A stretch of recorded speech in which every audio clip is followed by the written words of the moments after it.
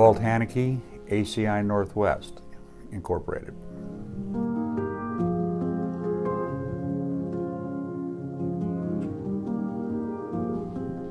When I was president, I had Clancy Welsh behind me and Mark Poe behind him.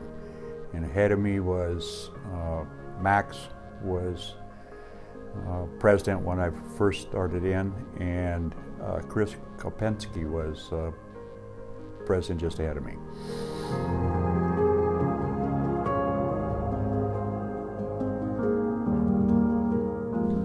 We had the biggest issue that I thought we had anyway was our open shop apprenticeship program was in jeopardy of being decertified by Labor and Industries. And so we put a lot of effort into restructuring that whole program and putting new people in charge of it and totally redoing it. And in the process, the year after I was president, the program was actually acclaimed by L&I as being one of the best in the state. So I thought that was a critical thing and a great thing that we got done.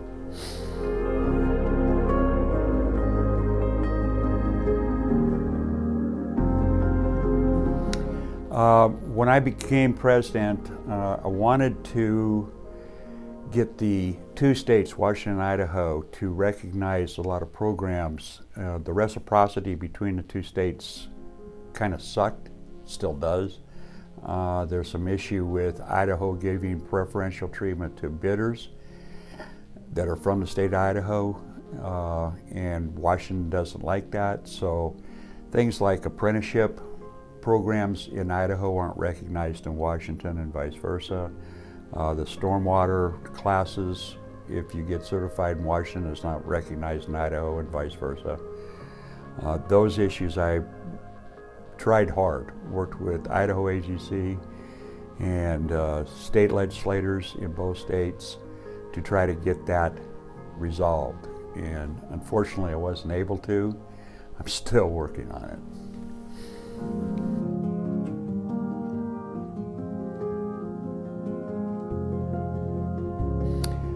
The most interesting things I thought that went on through all 3 years of going through the chairs was making the annual trip back to Washington, D.C. I thought that was fascinating to meet with legislatures, both senators and representatives, and their staffs, and was quite impressed with how hard they work at what they do. Don't always agree with what they do, but they definitely put the energy into it. And probably the most memorable one of those trips was when President Bush came to the Willard and spoke to the group and had a little one-on-one time with people afterwards. And in fact, I think Chris Kopensky still has a picture of Bush shaking his grandson's hand. It was pretty cool.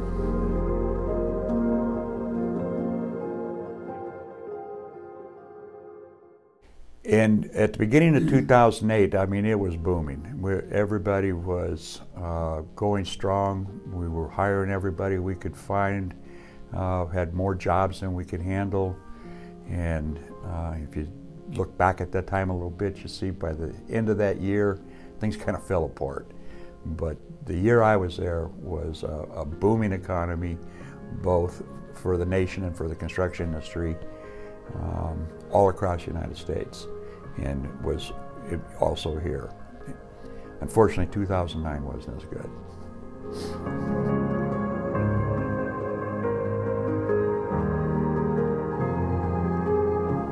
Well, Wayne Brokaw was the director of AGC at that time, executive director, and I can't say enough what a great job he did. When Wayne came in, this chapter was in really bad financial position. There was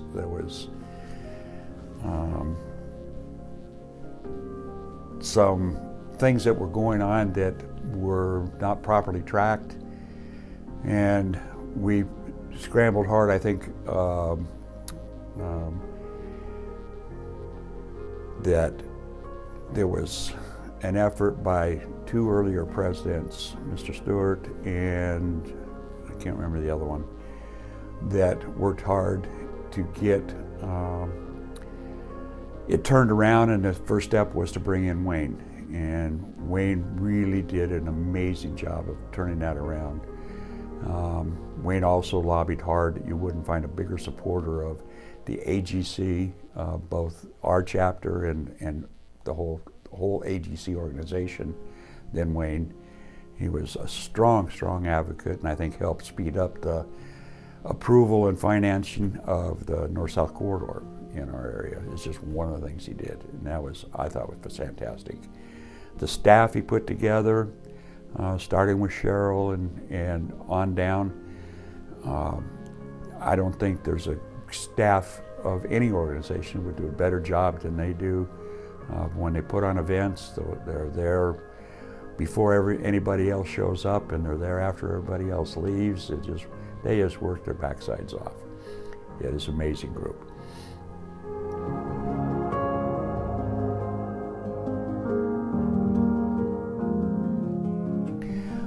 My dad worked construction. When he was growing up, his dad had the contract with the county that he was raised in Kansas to maintain the county roads. So Dad was maintaining county roads with a horse-drawn blade, and worked up from there from when he was a little kid. So I kind of followed in Dad's footsteps, and just fell in love with construction, and any time I had a chance to get out on the job with Dad, it was jumped at, and it just kind of stuck with me. I've never really wanted to do anything else but construction.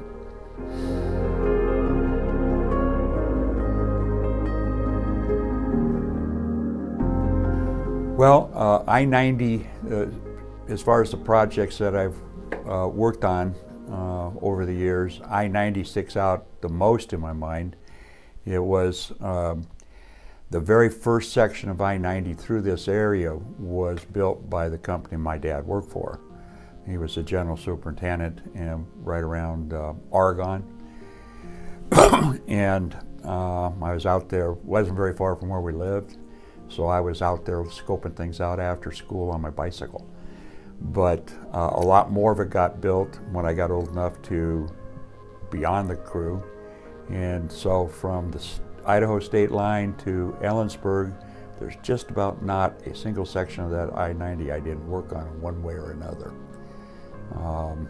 Between Ritzville and Moses Lake, after I got out of the Marine Corps, I went to work for a crushing contractor, and we crushed out of a pit called Srag Pit between Moses Lake and Ritzville, and did one of the sections, crushed all, well, I actually did the whole section.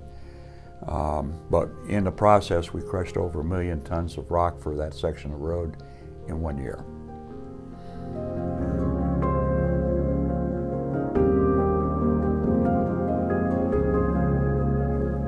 Change in the industry is gone on, like I said, with my dad being pulled with horses for equipment.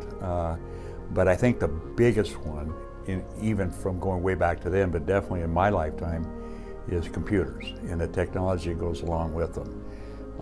When I first started operating equipment, I mean, they were not comfortable. They weren't built to, no cabs, no air conditioning, no cushioned seats.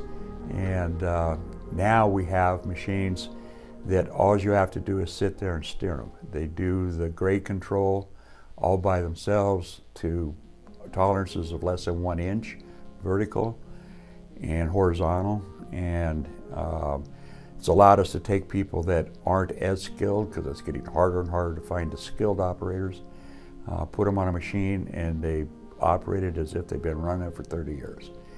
And it's just going more. I don't think it's very far before we don't even have someone sitting in the machine. The guy's going to be sitting, watching computer screens and running multiple machines. In fact, you already see it in test sites. So that has got to be the major component that I see changing construction and allowing us to do more work for less money. to get more road miles for the taxpayer's dollar. I think it's great.